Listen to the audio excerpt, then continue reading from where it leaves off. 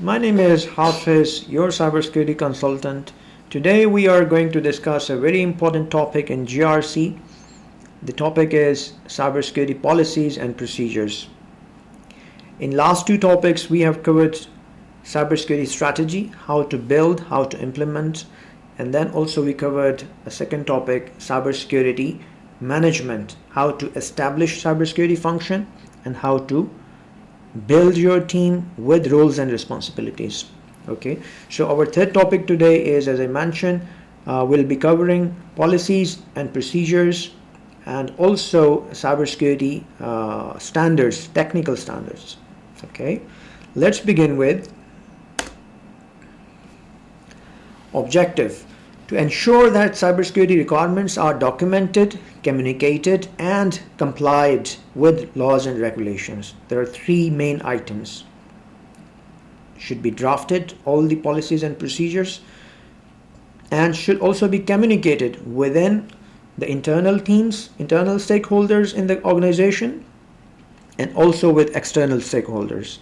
And these policies and procedures should be drafted in compliance with local regulatory bodies. Okay, fine. So the first thing is documentation of requirements. This ensures all team members have a consistent understanding of expectations and standards. As I said, internal team members within cybersecurity function, they should be aligned, they should have consistency, that why we are implementing or why we are drafting first and then of course implementing after the approval by the highest official in the organization. Then is communication of policies. Effective communication with proper records is very important.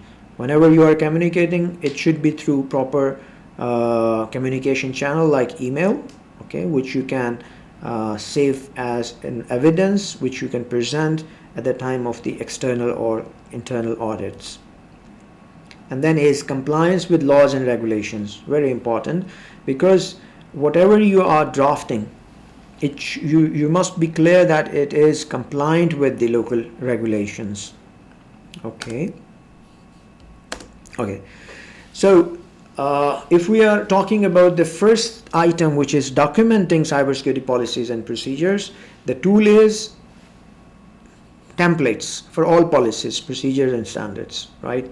The second thing is control implementation guidelines. So these guidelines, they are coming from the regulatory body itself. Okay, what they say: define and document requirements, develop and document cybersecurity policies, procedures, and standards, and then obtain approval from the organization's representative based on the approved authority metrics. If you draft them, that is very good, but if you don't take the approval, that is of no use. Nobody will accept. Okay, you must get approvals from the management committee, it can be, or the cybersecurity steering committee. In case of the policies, they should actually be approved by the board of directors. And second thing is communicate policies and procedures with all the stakeholders, internal or external. In case of external stakeholders, they can be third party, your vendors whom you are dealing with, whom you are communicating with. You must consult with them, tell them this is the third party security policy, you need to comply with it. Okay, big companies in the world, they actually implement third party security policies. Use approved communication channels, okay, like email or intranet portal. What is expected deliverable? Because in case of external audits, auditor will ask these documents. Number one is documented and approved policies. All cybersecurity policies, procedures, and standards controls are documented and approved. Number one. Number two is communicated policies and procedures. Your communication with all the parties, you must secure them. If that is through email communication, you must save those emails so that you can present them in front of the auditor. okay, as an evidence that you have communicated all these policies and procedures with internal and external stakeholders. Okay, how you are going to implement these documentations. The cybersecurity function must ensure that cybersecurity policies and procedures are implemented. Number one, what is the tool? The tool is personal acknowledgement and confidentiality agreement templates. This is actually done by the HR. At the time of onboarding, HR involves the newly hired people and get the signature on the or get their acknowledgement and get signatures on the confidentiality agreement that covers everything which is required actually. Then is control implementation guidelines. What you need to have in hand. Number one is develop an action plan. It should be a document which states that how all these items shall be implemented. Then is ensure implementation. The cybersecurity function must ensure adherence to the documented cybersecurity policies and procedures. Then is manual or electronic implementation. So only drafting the policies and procedures is not enough. You must need to make sure that they are implemented, and this is the core business of a cybersecurity function. What is expected deliverable? In case of audit, what auditor will ask you? They will ask, where is the action plan? How did you implement the policies and procedures and technical standards? They will also ask you, where is the implementation review report? Review report. A report that outlines the review of the implementation of cybersecurity policies and procedures. Review we will discuss in the next slides. Okay, so technical standards. Cybersecurity policies and procedures must be supported by the technical security standards. This is very important. What is the tool? Number one is standard control template. Okay, fine. I will show you at the end of the session, I will show you the templates, drafts for policies, procedures, and technical standards.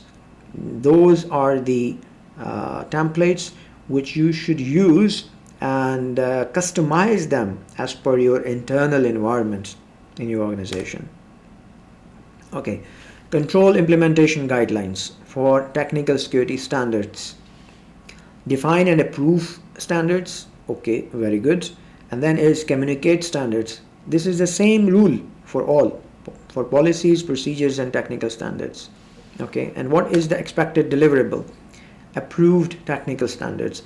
Sometime in organizations, what cybersecurity function guys do, they get approvals for the policies and procedures, but they don't get approval for the standards. No, it should be approved, because if you want to comply with the relevant control, it has a proper control. It has a proper number scheme in the eyes of the auditor. If you are not meeting with this control, you will not get the numbers. Okay. And then very important is the periodic review. Cybersecurity policies and procedures and standards must be defined, documented, and reviewed by the cybersecurity function, approved by the authorizing official, and disseminated to relevant parties inside and outside the organization. And it says it should be disseminated to relevant parties. You are building everything, you are drafting everything, you are getting approvals, but if you are not distributing them to the relevant parties, if they are still unaware, so they are of no use. You need to properly, effectively implement everything. Let's see review control implementation guideline. What cybersecurity authority says, how it should be implemented. It says periodic reviews. Review them periodically according to a documented and approved review plan. You should have a review plan that shows that you are going to review them annually or on 6-month basis or quarterly who shall be attending the meetings, when they are being scheduled. They should all be documented. Number 2 is update upon legal changes. In IT world, in technology world, always there are changes ongoing. So if there are any changes in laws, so if you make any changes in your policies and procedures, so you need to update them with a newer version. Before it was version 1, now you will make it to version 2. And you will also get the approvals, internal approvals. Yeah, this point says documentation and approval. And once you are making the changes, you must get the approval after the changes are made. And what is the expected deliverable? These are the 4 items which you should have in hand for documentation. Number 1 is review schedule. Number 2 is periodic review documentation. Then is updated documents after review is done. And then is, of course, the changes are done, then you need to get the official approvals. All right, fine. Now I'm going to share with you the templates before closing it. Let me show you the policies and procedures and cybersecurity standards. Let me go on top. Okay, so these are the policies templates. These are the templates. You need to see that how they can be customized based on your internal needs. Okay, this is a very beautiful document I have prepared, and wherever you click, for example, email security, you will reach on that page where you see the purpose of the policy, and then you can see the scope of work and applicability, policy items. There are different policy items, how you will implement, what is actually required in this policy. Okay, modern technologies must be provided to protect email, analyze and filter emails, and block suspicious messages such as spam emails and phishing emails. Email gateway should be actually in place in this case. Similarly, there are too many policy items, so you need to see which can be implemented so that you can make them part of the policy. Okay, similarly, every section you will see here in this document as far as policy is concerned. I believe there are around 30 policies. Okay, so they are covering each and every area. See, this is about the password complexity. For the servers, it should be 14 characters with special and all that stuff.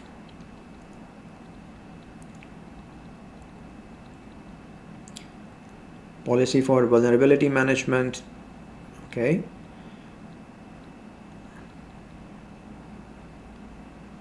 for penetration testing and everything, and it is around 119 pages cybersecurity policy with glossary at the end. Okay, so second is template, which is cybersecurity procedures. It is also a long document. It says, policy says what to do, procedure says how to do. Okay, and if you see here, we have almost, I think, 17 procedures, templates in this document. And for example, if we go to malware protection,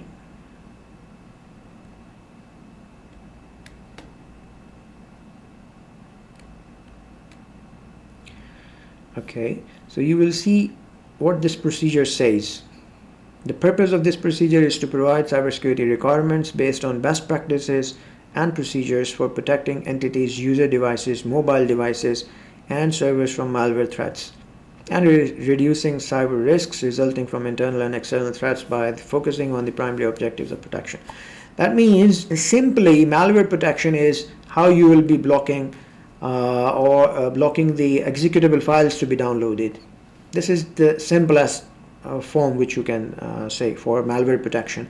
There are many other items actually, if you will see in detail, so you will find out.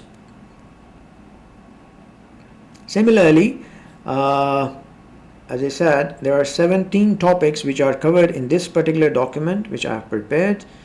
Okay.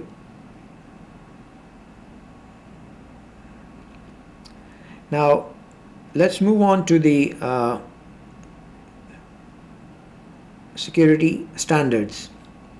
I will open the third document, which is cybersecurity standards. So it has a longer document of 231 pages, and it is in much more detail actually.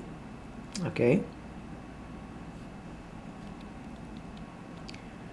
you see the review, version and everything, version approval, who is going to approve it, who will review, endorsed by, approved by management committee, review and implementation, amendment, chronology. So everything is part of the document. And here if you see table of contents, so we have around, I think, 30 procedures, technical security standards. Yeah, 29. Okay, so all these technical standards are discussed in very much detail. Okay, and if you are looking for any consulting services, of course I would be available to assist you, and we can share the documentation as well. You see, everything is in too much detail. For example, this is for the email security, applying DKIM and DMARC records, updating. You know, what if the SPF fails, SPF hard fail, reject the inbound email, or quarantine if SPF is soft fail. This is just an example. Okay, similarly everything is discussed here, and it should be actually, when you are going to draft the technical standard internally in your organization, you need to see in detail. Actually, I think personally one dedicated person should be there inside the cybersecurity function who is dedicated to implement these three items: policies, procedures and technical standards. You know, this is so much important. All right, all in all, I think it was a good session, and give me your feedback and comments. And if you are seeking for any cybersecurity consulting services, reach me out via phone number or email. I'll be there with you. Thank you very much.